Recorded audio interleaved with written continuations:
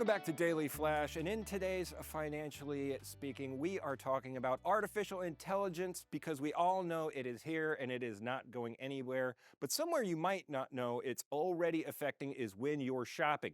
Here to give some insight into how AI is helping or hurting us when we're shopping is an investment banker and contributor for Forbes.com, Richard Kestenbaum, a partner with Triangle Capital. How are you, Richard?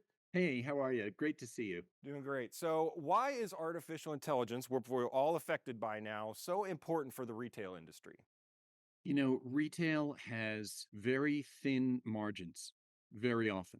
Some companies can make a lot of money, but it's a highly competitive, cutthroat business because it has to reflect consumer tastes. It changes very rapidly. So it's very important to have maximum efficiency. And if your competitor across the street is more efficient than you are, they're going to be able to do more, be more profitable, and you have to keep up with all the trends and changes in order to be successful. So, we know AI is being used in just about every industry. So, are they using it currently in the retail market?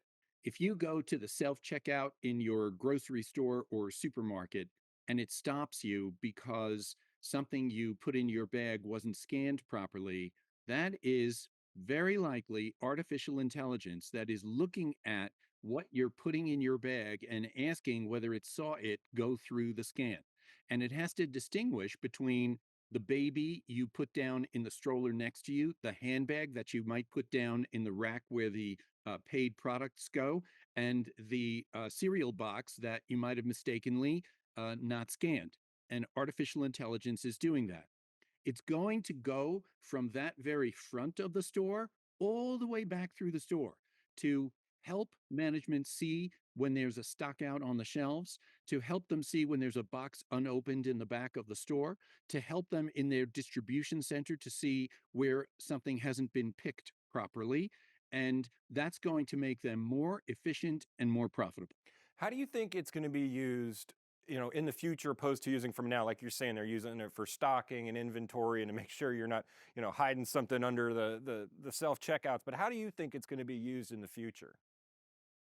It's going to be used to help decision making. You can see how any decision you make today can be made or assisted by artificial intelligence.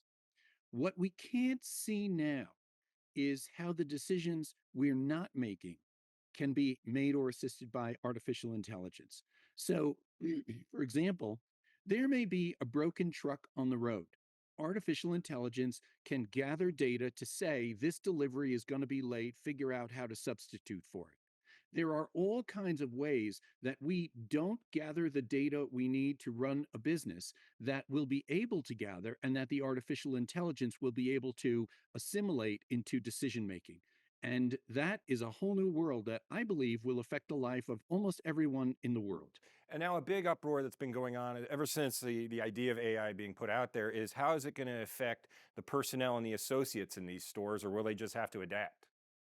What we are seeing with technology generally is that it doesn't replace people, it changes their jobs. And in many ways, it makes them more productive.